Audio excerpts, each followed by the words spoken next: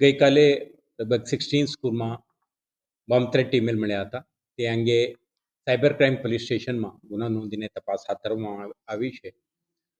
અત્યાર સુધીના તપાસમાં આપણે ધ્યાન ઉપર આવે છે કે આના ઓરિજિન કંઈ રાષ્ટ્ર બહાર છે। આ અંગે આપણા અન્ય એજન્સીઓ સાથે સંકલન કરીને આપણા ઇન્વેસ્ટિગેશન આગળ વધારી રહ્યા છે। સાંજે 17:26ના આજુબાજુમાં એક સ્કૂલને બીજું એક બોમ્બ થ્રેટ મેલ પણ મળી આવ્યો હતો। આ અંગે આપણે તપાસ કરી તો આ ઈમેલ વડોદરા શહેરમાંથી જ એક પોલીસ સ્ટેશન જ્યુરિસ્ડિક્શનમાં ઓરિજિનેટ થયું હતું।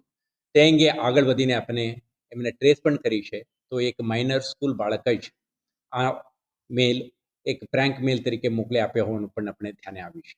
આમાંથી આપણે આ અંગે આપણે સ્પષ્ટ કરવા માંગીએ છીએ કે આજે જે કોર્ટ પ્રિમાઇસીસમાં પણ મળી આવ્યું છે આ અંગે પણ શહેર પોલીસ સેનિટાઇઝેશન અને એન્ટાયર પ્રિમાઇસીસને ક્લીનઅપ કરીને સુરક્ષિત જાહેર કરવાની જે પ્રક્રિયા છે આ હાથ ધરી છે। તે અંગે પણ ડિટેઇલ્ડ ઇન્વેસ્ટિગેશન થશે, પરંતુ જે વ્યક્તિઓ આ પ્રકારના એક ભ્રમ ફેલાવવાનું ભયનું વાતાવરણ ઊભા કરવાના પ્રયાસ કરે છે એમને આપણે વધારે મહત્ત્વ આપવું ન જોઈએ। પ્રોફેશનલ રિસ્પોન્સથી પોલીસ અને સેનિટાઇઝેશન એક્સરસાઇઝ અને ઇન્વેસ્ટિગેશન એક્સરસાઇઝ બંને કરી રહ્યા છે તો એમને આવા તત્વોને આઈડેન્ટિફાઈ કરવાના પ્રક્રિયા ચાલુ છે। અત્યારે જે બોર્ડના પરીક્ષાઓ નજીકના દિવસોમાં શરૂ થનાર છે આ અંગે પણ વિદ્યાર્થીઓ, વાલીઓ, ટીચર્સ અને આખા એકેડેમિક કમ્યુનિટી ભયભીત થવાની કોઈ કારણ નથી। વિશ્વાસથી પરીક્ષા અંગે તૈયારી કરે। શહેર પોલીસ સ્કૂલ એડમિનિસ્ટ્રેશન સાથે સંકલન કરીને તમામ સુરક્ષા વ્યવસ્થા કરશે।